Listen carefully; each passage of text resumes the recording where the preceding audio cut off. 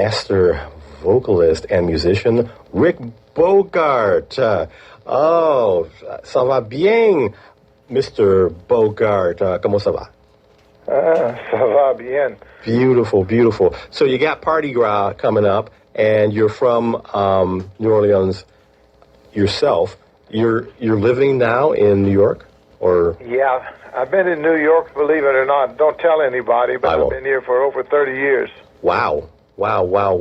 New York is such a snake pit, or is it? I was gonna premise that, but for a musician growing up in the ground zero of American music American style, what has that been like for you? Well, it was quite a culture shock coming up here from New Orleans. It was quite a shock. I mean, I came up here along with a lot of New Orleans musicians who were coming up, and to find a job up here was, it took an act of Congress. Boy. But one of the reasons I'm so thrilled to talk to you is when I came up here, the only guy that would give me a job at the time was Buddy Spitz at the Theatrical in Cleveland, Ohio. Is that right? Oh, boy. The first job I had. Wow. And it's no surprise because I used to work in an office right near the Theatrical, and that legend just thundered throughout. That's all the attorneys ever talked about, was the Theatrical, and everybody around the area knew about it, even though the area had been sort of redesigned and built up with new buildings and everything. The Theatrical was just the place. And Buddy Spitz, wow. Carl, it was legendary in New Orleans. I knew about it when I was in New Orleans. I remember they had a guy, a trumpet player in New Orleans named Roy Liberto, and he used to leave his job at the Maison Bourbon to come up to play the Theatrical, and I remember, it very well. I always used to ask him, "Oh, well, I'd like to go with you, Roy." He said, "No, I got a regular guy." But Roy was the guy who would, that kidney-shaped bar there. He would play the trumpet, and he would walk around that whole bar playing the trumpet. Wow, I love it. It was a long walk, that bar. Yeah, it was. Yeah, boy, I love it. And that was where the elite meet the greet, and the underworld meet the elite. I mean, 42nd Street had nothing on Cleveland and the Theatrical back in the day. How was Buddy to deal with exactly? Okay, it's a very good question. I liked Buddy Spitz, and everything I knew about Mushy, I liked. They were entertainment people. They liked the kind of music I liked, and I came up from New Orleans, New York. I didn't know nobody. I didn't know nothing. I didn't have nothing. But I did have 2 little albums I recorded for a little record company, New Orleans, and I sent Buddy Spitz 2 of those in the mail. I remember it was January of 1980. Wow. And he wrote me a beautiful letter back on Theatrical stationery. Oh, boy. I still have the letter. I bet. Color, beautiful picture of the logo there, and he said, "We'd like to try you for 2 weeks. We have an opening in February." Wow, Buddy Spitz. That sounds like him, but that's like out of a movie, Rick.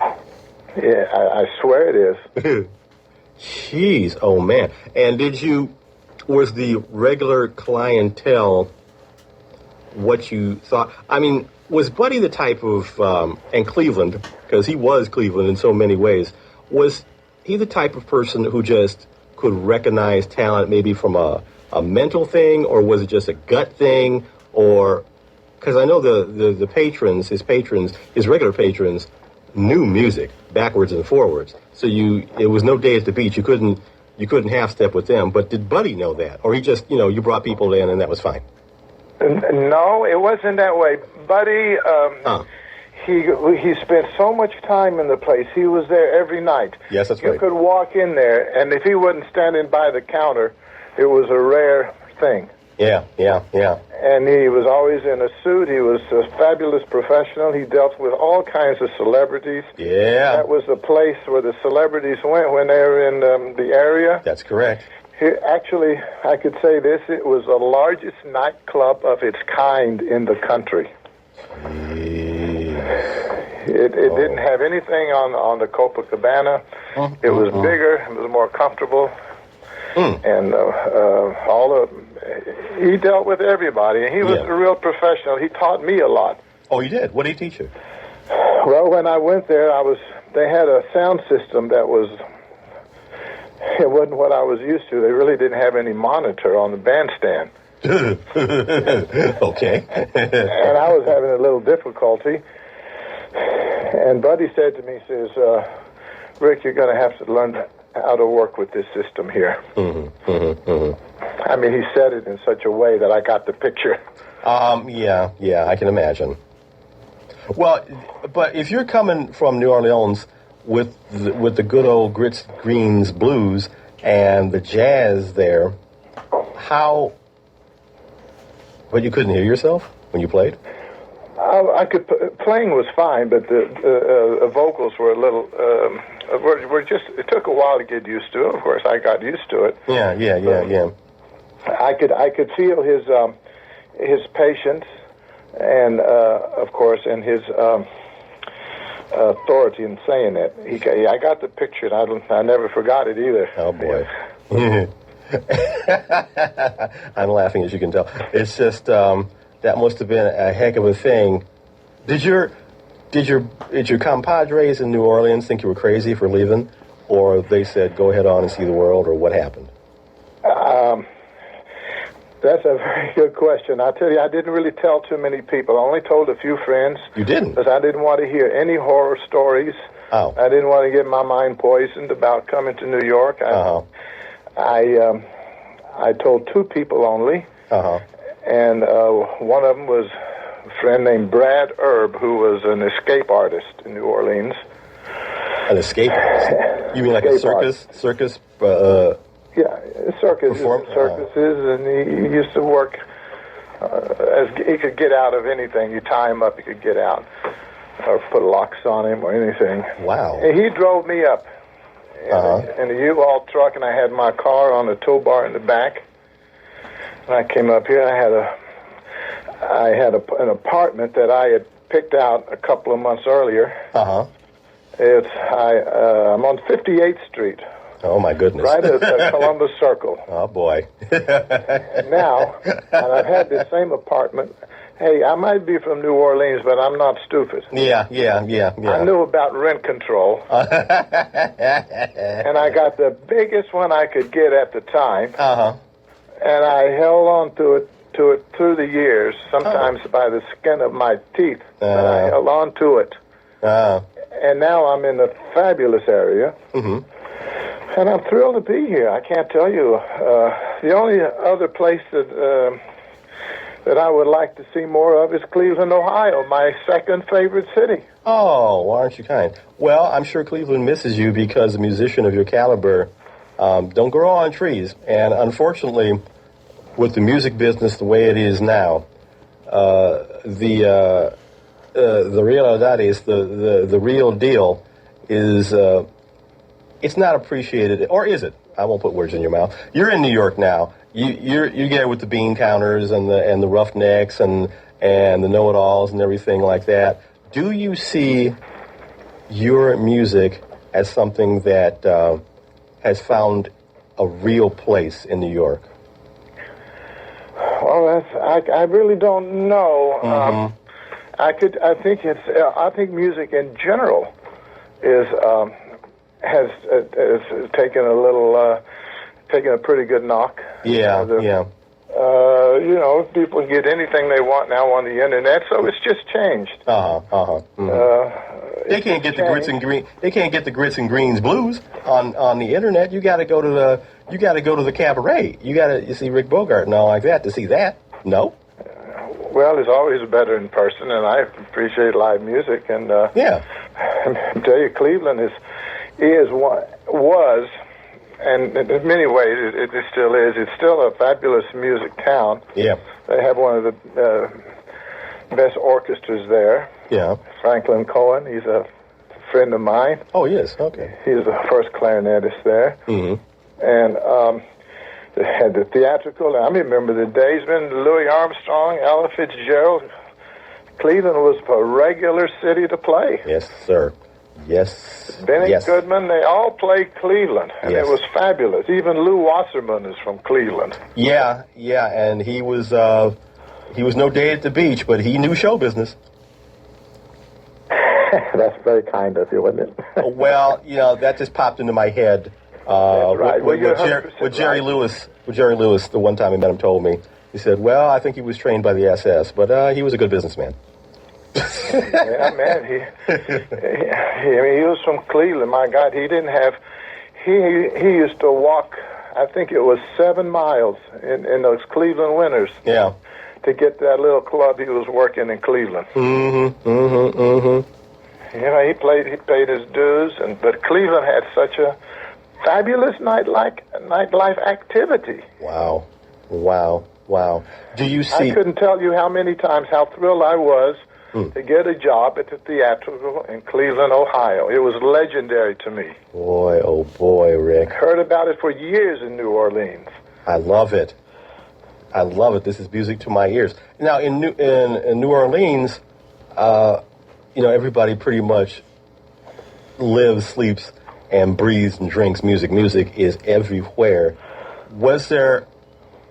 Did Buddy want you to come up here and just do what you know, or did you have to adapt your act or anything, or what? No. Not at all. Not at all. He was very happy just me doing what I did. Gee. Period. He never said a word to me about anything. Boy, oh boy, oh boy. What a feeling that must have been. Man, oh man, oh man. Did you learn? So you didn't have to change your act or anything. Did the music in any way being played in Cleveland, playing the music in Cleveland, did that change you at all as a musician? Because you had to, the reputation of the theatrical, as you said, stretched all over. So now you're in the spotlight now. Well, it was a very much a learning experience, and I learned a lot about how you had to get along. Uh-huh. I could not really afford. I wasn't any big name or nothing like that. Mm-hmm. I couldn't afford to bring musicians with me, so I used Cleveland musicians. And of course, we all knew about Al Russ, who was the musical director at the Front Row. Oh boy, yes, sir. He was a fabulous arranger, conductor, and bass player, and he was a friend of mine. We got to be good friends. Oh, okay. And James Boyd, known as Jimmy Boyd, he was Tad Dameron's assistant. Yes, sir. Mm-hmm. And the musicians that I had, they were all fabulous. And I ended up taking those musicians with me to Atlantic City. Oh, gee whiz. You did? Yeah. I took the whole group. Jimmy Boyd at the piano, and the drummer and the bassist with me. Mm-hmm. I used to call the local, and I needed somebody. I took whoever they sent was good. Wow, that union back then. Well, there was capital M musicians back then. Not that there aren't now, Rick, but you know what I'm saying. I mean, there was the real jazz, the real musicians were available. Yeah, man, we worked there 6 sets a night. 5 sets a night. It doesn't exist now. Yeah. I mean, there's a guy named Jim Wadsworth. He takes care of Nighttown. I had him on the show just last week. I like playing Nighttown. Mm-hmm. And but I don't have a weekend available. I have to go on a weekend because really not enough people come out on a Tuesday or Wednesday. Yeah, it's different now. So I'd love to come back there if I ever get a weekend open. I'd come back. I'll tell you again. Oh, I boy. like Cleveland. Oh, Cleveland boy. has nothing but good memories for me. Oh, my gosh. That is music to my ears. Because, last time I had Jim on, which was the Wednesday prior to me doing this right now, we talked off mic about people wanting to come to Cleveland, but the native Clevelanders, they sort of put themselves down. But he says, to a person, everybody all over the world to come to Cleveland, and they look around, oh boy, what beautiful houses, and oh look, there's the lake right there, and they go on to do their show, and the audience is very knowledgeable and respectful, and everybody just has a ball. Cleveland's a fabulous place. My friends in Cleveland, John K. Richmond, he used to be the music critic for the Plain Dealer. He knows more about clarinet than any writer I know. Wow. He's right there in Cleveland. I met Ron Watt in Cleveland, a fabulous patron of the arts and a good friend for many years. Still is. Yeah. And I used to stay in University Heights and have breakfast at Corky and Lenny's every day. Oh, boy, Corky and Lenny's. Boy, that just, well, my parents mostly, but my parents are actually from the South. They moved up here, and they always thought they made the right decision to come to Cleveland, and Corky and Lenny's, and the theatrical, and, there's so many great musicians come up and play. You didn't drop a stitch when you came to Cleveland to play. That's for sure. You didn't have to. It was a place. And Buddy Spitz, I have nothing but good memories. Sure. And his son is a lawyer in Cleveland. Yeah. And he lives still in University Heights. Yeah. It'd be a pleasure to shake his hand someday. Oh, yes, sir. And Maury Fisher, the maitre d'. Yep. And Nino, the bartender, who was there for 275 years. Yeah. At least, yeah. Now, I wanted to ask you a little bit. I want to get to My Dog Loves Your Dog, man like you, but I did want to ask a little bit about New Orleans, because you got Mardi Gras coming up, and I know y'all been going through some tough times. Do you have any opinion on how things are going as far as what's going on with the New Orleans scene? You had formal training, correct? Oh, yep. Sure. Okay, so you had that, but then you had, speaking of Jim Wadsworth, one time he brought Freddie Cole on, and we had a very frank, and I don't mean Sinatra, talk about the Grits and Greens blues. And Freddie said, his brother Nat, his whole family, based on that, he disparaged people who had conservatory training. You can't learn the blues in school. Okay? Well, that's true. They don't teach it. They don't teach it. Can they teach it, Rick, or no? Yeah, they can. They can. Okay. Even if you were going to, it's hard to say. You got to have some basic training, but I love to say that yes, I had classical training. Yes, I wrote a ballet and performed it, and it's been released, and it's been playing all over the world. Wow. But I am a graduate of the New Orleans School of Music, and that means I used to sit on the curb and do a lot of listening. Were you welcomed with open arms, or was it a rough time for you? Or it was like, when I was a kid, I listened. I grew up listening to it. I loved it. And then after I got out of school, I went back to New Orleans, and I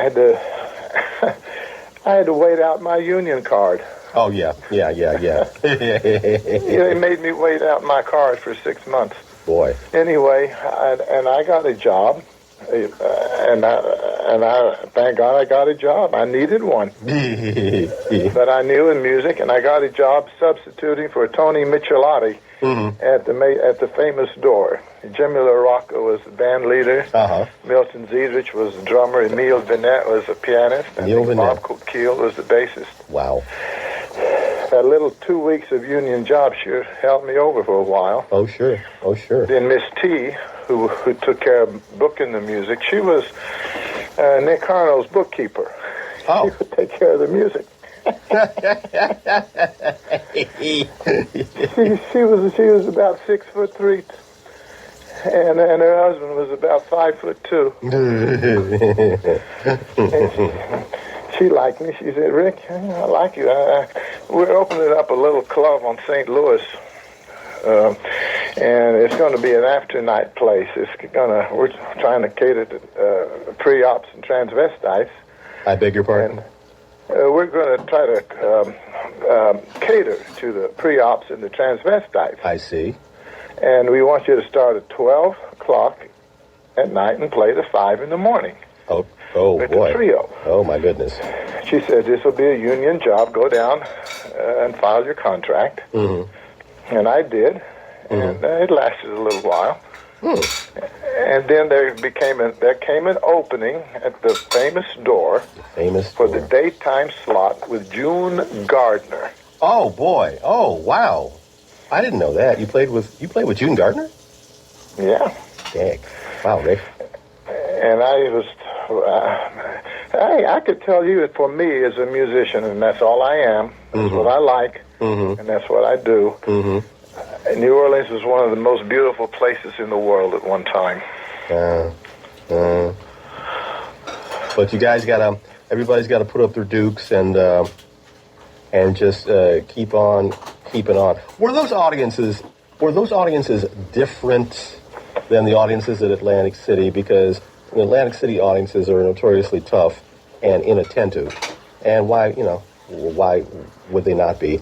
But were the audiences in New Orleans, because so many New Orleans musicians tell me, you got to remember that there is a convention in New Orleans every single day of the year.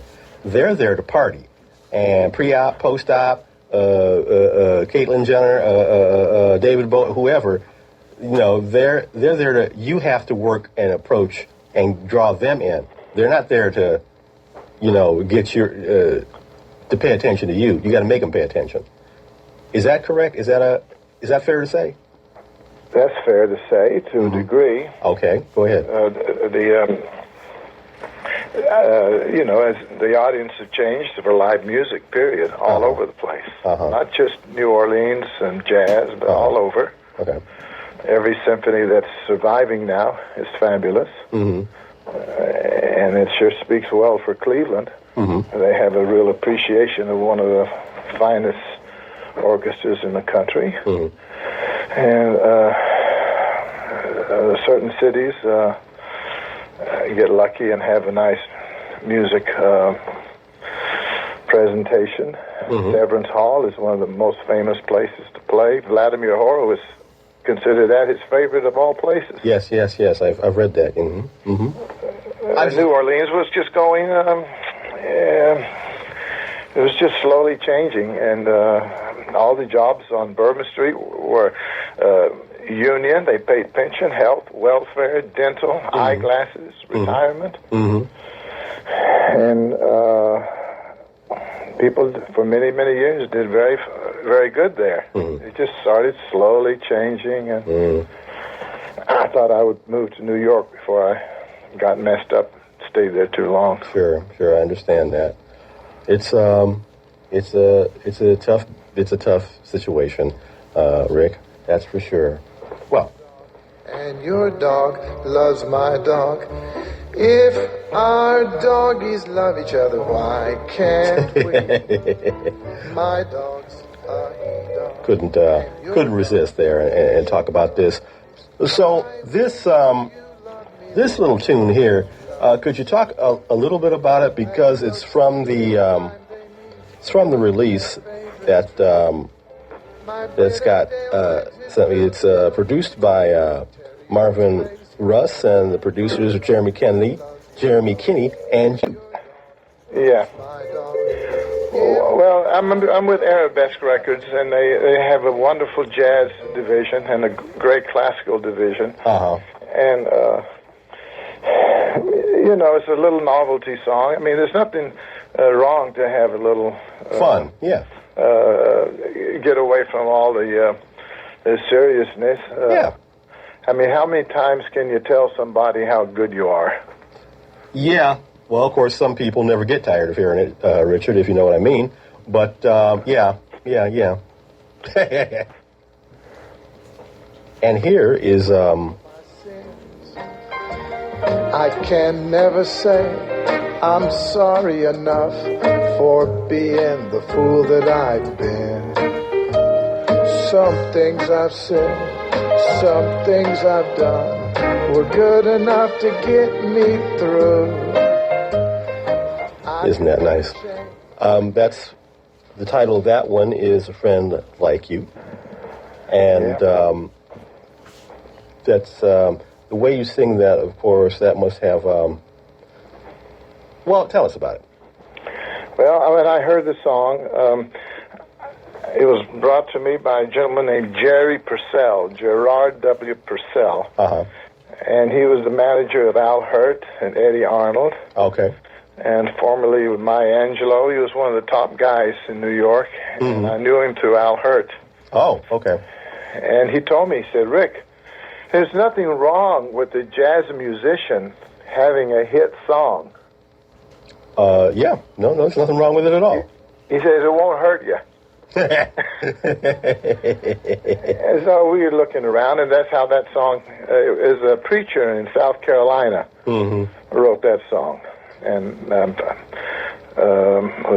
happy to do it. I think the song means, I think the lyrics are fabulous. I hope it sees the light of day. Yeah, absolutely. Well, we'll give it a couple spins, or more than a couple spins on this show, and we'll see. We'll run it up the flagpole and see who salutes.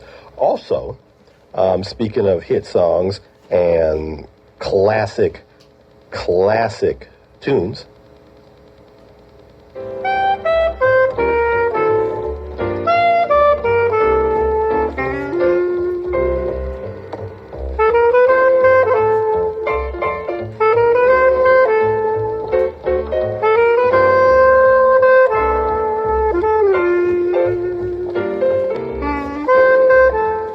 Oh boy. Classic of classics. That's from New York Rhythm on Arabesque Records. And I guess Rick Bogart. Did you, well, of course you've had to play that song, I'm sure, a bazillion times, but was there a specific reason you included this to record on this record? We were doing it every night, and it was something that was laid well, and there wasn't any problem to do it. It was the first take. Almost all of those were first takes. Really? Yeah. Gee. Did you... I mean, at the time I did that, Carl, I was working at the Parker Meridian Hotel, New York City. We were working 5 nights a week for about 8 years. Wow. So we just went in and did that like it was nothing. Just went in and did it. Oh, gee. And it always got a good response, I know. Did you, do you feel more comfortable with classic composers like that? And, Rodgers and Hart and Gershwin and Sammy Cahn and all those people? Or do you like, or you like both? You like the new stuff? Or the old stuff, obviously the big hits that you do, that's what people want to hear. Is that fair to say? Well, I'm not a music critic. Okay. I like all music, and I try to find what I like in whatever I'm going to listen to. Mm-hmm. I try to keep my ears open. Mm-hmm. Oh, okay. And I try to listen. I don't discount anybody. Mm-hmm. I listen, and it's been a blessing because I've tried to encourage, and I have encouraged a lot of singers in New York. You have? We're pretty well discouraged. Oh. The place I play, another place. I'm playing 2 places now. I'm working for the New York Yankees. Okay. They have a beautiful restaurant on 51st and 5th Avenue. Mm-hmm. And I can't believe I'm there. Even though it's owned by the New York Yankees, it's managed by Hard Rock. Oh, yeah, the Hard Rock complex, the outfit called Hard Rock, yeah. We have one here in Cleveland, yeah, uh-huh. You like it? And they're strictly numbers. Strictly numbers. I'm thankful to be there, still there. Mm-hmm. And then another place called the Broadway Thai Jazz Restaurant on 51st between 8th and Broadway. Okay. And we friends come in. I've been around New York for a while. Friends come in. If they sing, hey, they're welcome to sing. Wow. Nice. And I keep it friendly. And I might be a music man, but I'm a people person first. Oh, you, okay. So you're, and that area especially, that area I know is really happen at certain times of the day and certain times of the year. So being a people person, that just fits right in, I'm sure.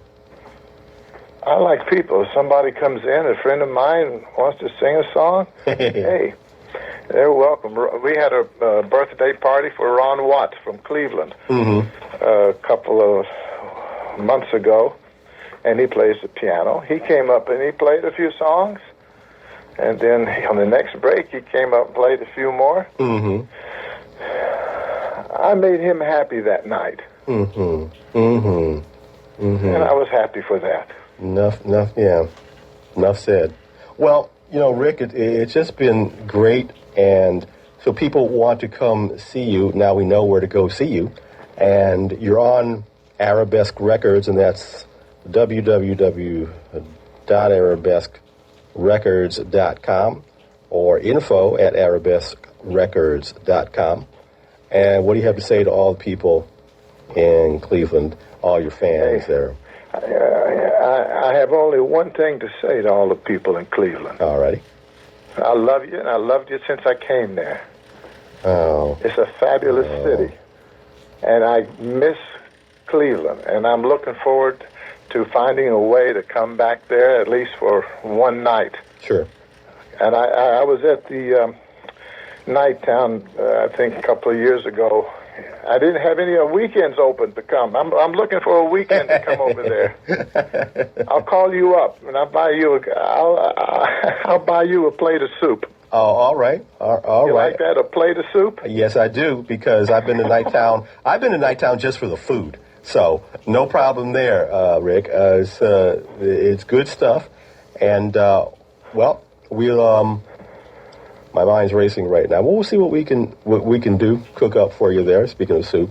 And a musician of your caliber, I know I speak for a lot of people in the industry here. We feel very, very honored that you like us and that you respect us and you want to come in and play for us. So don't ever think that's not true. I just wanted to say that. That just popped into my head, but I just wanted to say that. You won't believe it, Carl. I wrote a song about Cleveland. What? Now, after speaking to you, I think I'm going to record it, and I'll send it to you. Please do. I think that'll be good. That would be very good. Well, you know what the email is, or just through Scott or whatever. Well, it's a real honor, sir. Yes, sir. Thank you so much. And we've been talking with Rick Bogart here. Don't forget, you got your Arabesque Records, or info at arabesquerecords.com, and you're playing where again, so people can see you when they go up to New York to see you? In New York, every Friday at the New York Yankee Steakhouse, 51st and 5th Avenue, across from Rockefeller Center. Hey, there's another Clevelander right there. Mr. Rockefeller himself, yes. We definitely know about him and them, all of them, every single one of them. That Rockefeller Center was built by John D. Rockefeller Jr. Yes, sir, but he grew up in Cleveland. John D., his father, started getting control of refineries there, right there in Cleveland. That's correct. And anyway, it was John D. Jr. who actually was the one who was the Got Rocks there. John D. Sr. Was just a regular. He was kind of a regular Joe like you and me, but John D. Jr., forget about it. He knew how to get over. And of course, he then did a great job providing for the ballet, so artists like you could write music for it, and of course the Cleveland Orchestra. So yeah, we know about John D. Rocket, was junior and senior. Nelson, William, all of them. So we're right across the street there from Rockefeller Center. Oh, okay. And then on Saturdays and Sundays, you walk 3.5 blocks down, and we're at the Broadway Thai Jazz Restaurant every Saturday and Sunday night. Beautiful. And the Clevelanders are coming in left and right. I should have kept a list of all of them. We had 2 of them in there last night. And a good time is had by all when they come to see you. I know that.